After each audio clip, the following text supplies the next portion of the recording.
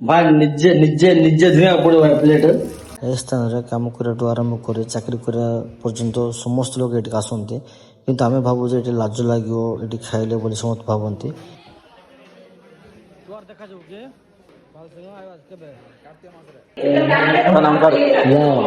ମତେ ବହୁତ ଭଲ ଲାଗା କେମିତି ଅଛୁ? କେତେ ବର୍ଷ ତୋର ଖାଉଛୁ ବହୁତ ମଜା ଲାଗେ। ଟେଷ୍ଟ ଭଲ ଅଛି ନା? ହଁ ଟେଷ୍ଟ ମତେ ଅଲଗା ଲେଭେଲ ଅଛି। ଫାଷ୍ଟ କଣ ବୋଲେ ଖାଇଲା ପରେ ଲାଜ ପଡିବାର ନାହିଁ। କହୁଥିଲେ ବାରମ୍ବାର ଶୁଣୁନ ଯେ ଆମକୁ ଚାକିରି ଉପଡେଇଲା ପରେ ଅଛ ତମେ କଣ ହେଲା ଗୋ? ପଳେଇଯିବ ଆଉ କି ଚାଲେ କଣ ହେଲା? କଣ ବେଲେ କହିଲେ ଶୁଣୁନାହାନ୍ତି। ତରକାରୀ ପତ୍ର ଆମିଷ ପାମିଷ।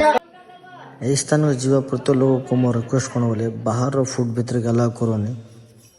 ଗୋଟା ମାତ୍ର ମୁଁ ବିଲିଭ କରେ ଭାଇ, ବଡ଼ ହୋଟେଲ ଯେତେ ଅଛି ନାଇଁ କି ମାନେ ମୁଁ ୱେଷ୍ଟ ବୋଲି କହୁନି, କିନ୍ତୁ ଯଦି ମିଲ୍ସ ଖାଇବା ପାଇଁ ଚାହୁଁଛ ବେଟର ବୋଲି ପଇସା କମ ଅଛି ବେଳକୁ ଏଇଟା ଏକା ବେଷ୍ଟ। ମତେ ଗୋଟେ ଭଲ ଲାଗିଲା ଡାଲମା, ମତେ ବହୁତ ଭଲ ଲାଗିଲା। ଆକ୍ଚୁଆଲି ମୁଁ ଯେତେକ ଥର ଖାଇଛି ଡାଲମା ପାଇଁକା ମୁଁ ଖାଇଛି। ଯଦି ତମ ଲାଇଫରେ ଥରେ ଏଇଠି ଖାଇଛ ମାନେ ତମେ ଜେନ୍ୟୁନରେ ଭାଇ ଜେନ୍ୟୁନ ରିକମେଣ୍ଡ କର ଏଠି ତମେ ଖାଇଛ ବୋଲି।